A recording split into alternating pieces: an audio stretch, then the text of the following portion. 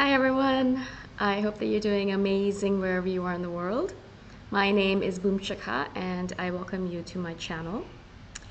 As always, I'm really grateful that you're listening, subscribing, and commenting. I really appreciate the support. And I know that you probably have been kind of surprised by the fact that I'm not posting as much. So if you just joined in or if you haven't seen my videos in a while, I'm not posting every single day, but only on Thursdays right now. And maybe eventually I'll do Monday, Thursdays, but for right now, I'm a little bit busy with other projects, so I'm kind of just focusing on doing it once a week. In this one, I wanted to speak to you about shame and how there's a lot of great resources right now, nowadays at least. We didn't have these resources when I was younger and I had a lot of shame to deal with. So I'm grateful that the people who are dealing with a lot of shame right now have these resources to work with. Particularly the books by Brene are amazing. Daring Greatly or Rising Strong, or all of her books. Anything that she does is amazing. But she talks a lot about shame, vulnerability, and guilt. And one of the main things that she says a lot, and she repeats this over and over again every single book, is that there's a big difference between shame and guilt. And I wanted to speak about it here because I noticed that a lot of INFJs, me included, of course, feel shame rather than guilt, and why that's a problem, right? So the main difference between shame and guilt is that shame, when you feel shame for doing something, whatever it might be, you might have missed a flight, or you might have dropped your phone in the toilet. I don't know why I came up with that example. But anyways, you might have kind of done something bad if you say it like that. And instead of feeling shame, instead of feeling like, oh, right, I made a mistake, you're like, I am a bad person. So shame says that you're a bad person, or you're a terrible person for what you did, right? So if you dropped your phone in the toilet, you're like, oh my God, I'm a terrible person. I'm such an idiot. I am horrible. I shouldn't even be allowed to live in this world. Like, what's wrong with me? You kind of go directly into shame. Guilt is completely different because it says I did something wrong. It doesn't say I'm a bad person, that I am wrong, that I am a wrong human being and I shouldn't be allowed to live. It says I did something wrong. It separates you from the act. So you're not the action, you are the actor, right? I hope that makes sense if I said it right. So you're not the person who, you just did something wrong. You're not a wrong person, you're not a bad person. And that delineation is so important because you really need to realize that a lot of the things that we do as INFJs are not terrible things, right? But because of our perfectionism, and I am saying this very strongly because I am very much deep into perfectionism a lot of the times, and because of our perfectionism, we can't pull ourselves out of the situation and say, okay, cool, I know that I can't be perfect all the time. Yes, I'm a human being. Yes, I'm allowed to make mistakes. No, it doesn't mean that I'm a horrible person that deserves to die because of this, right?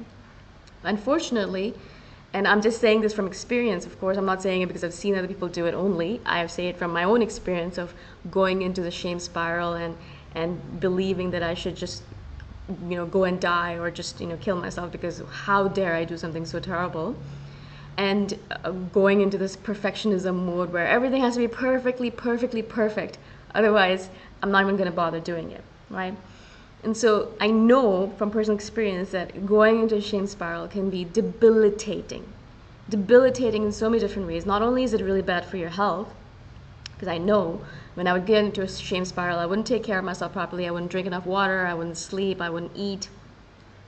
I wouldn't go and hang out with friends, because what happens when we're in a shame spiral as an INFJ is we isolate ourselves and we hide in the corner, hide in our rooms, and don't talk to anyone, don't tell anyone what's going on with us, because we believe that we are a bad person who doesn't deserve to be around people, and who doesn't deserve help from other people. That's a huge thing for us as well. We don't ask for help. And so we kind of hide in the corner, we hide in our rooms, we don't actually ask for help, we get stuck in this same shame spiral, we aren't able to pull ourselves out of it, we spend hours, days, weeks in it, perhaps months in it, not able to do any creative work, which is a huge one for me, which is why I really don't like going into a shame spiral, because it completely zaps me of all my creativity. Because creativity is about being in the moment, and shame is about being in the past.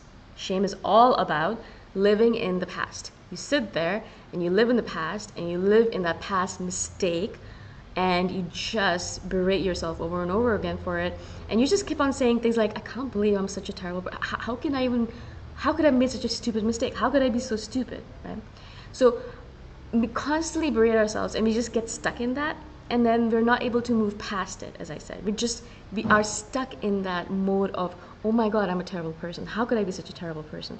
And we don't allow ourselves the space even to start looking at other criteria or options. We don't allow ourselves the space to say, okay, all right, cool, so I made a mistake, it's not such a big deal, maybe I lost $20 on this thing, or maybe I'll need to spend $200 on repairing my phone, or maybe I missed a flight, so I'll just have to book a next one and pay the extra, or whatever it might be.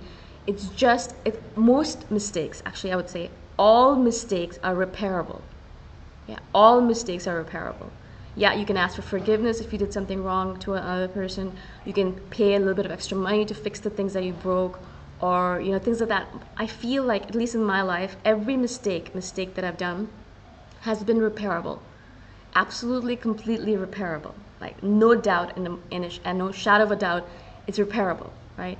So instead of actually thinking about, okay, how am I going to repair the situation, I spend time in shame spiral where I'm like sitting there thinking, oh my god, I'm a terrible person, this is irreparable, I can't believe this is going to hang over my head for the rest of my life, not because of anyone else, but because we do it to ourselves. Not because we're saying, oh my god, I'm a terrible person because I did this particular thing, and I'm going to talk to myself nicely and try to get over it. No. No one else says anything. No one else says, oh, well, remember that time 25 years ago you did that particular thing and you're such an idiot for it? No one ever says that to us. Why? Because they don't need to. We say it to ourselves.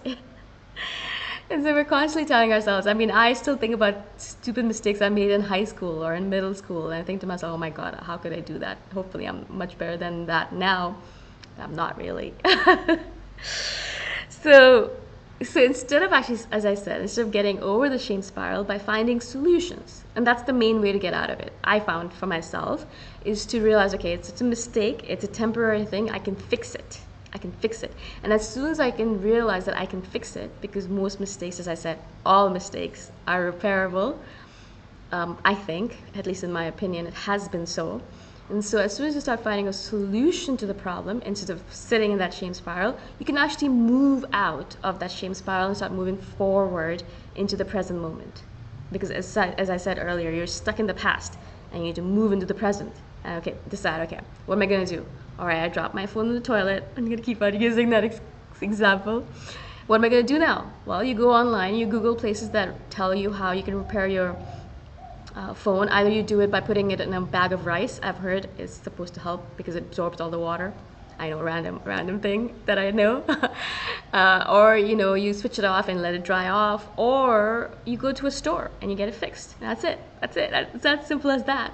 But instead, as an INFJ, because of our perfectionism mode, because of our thing, oh my god, I shouldn't make any mistakes, I should be perfect, I'm not allowed to make mistakes, I don't give myself permission to make any mistakes, I shouldn't make any mistakes because other people are allowed to make mistakes, of course. Yeah, we're very kind to other people who make mistakes, but if we make a mistake, then it's completely unacceptable, right? So of course we have very different standards for ourselves and for other people. But I do realize that as soon as I'm like, all right, cool, let's take an action. Let's make this mistake right again. Like, let's fix it, because there is a solution here. I just need to find it, and as soon as I find it and I do it, I can move forward, I can move past it, I can start moving towards the present moment again, right? Being here right now again. And start taking care of myself again, stop berating myself, stop being mean to myself, and just start being nice again to myself, right? Because, as I said, I always say this to all of you as an INFJ. One of the biggest things we need to learn is to talk to ourselves as we talk to other people. Treat ourselves as we treat other people. It's very easy for us to apply the golden rule to other people. So we are always we try to be as much as possible kind to other people. We're nice to other people as much as possible. We speak softly to them.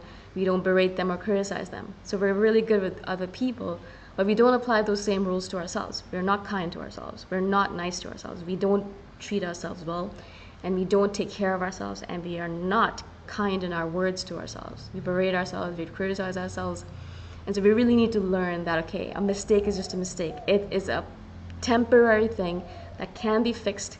And more importantly, you learn a lesson from that mistake, and then you're able to use that mistake in order to move forward, right? So you learn from the mistake, whatever it might be. I'm not going to use my phone in the toilet anymore, yeah.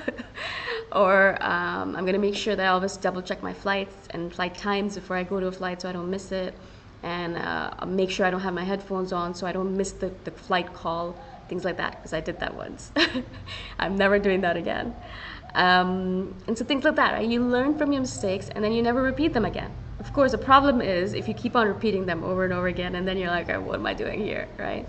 So really be careful to learn from your mistake, move forward, change, take action, don't berate yourself, and then stay in the present moment. That's really what I got out of it. So I do recommend that you read any and all books by Brene Brown. Of course, they're brilliant, but really understand the key difference between shame and guilt, because it'll really help you a lot.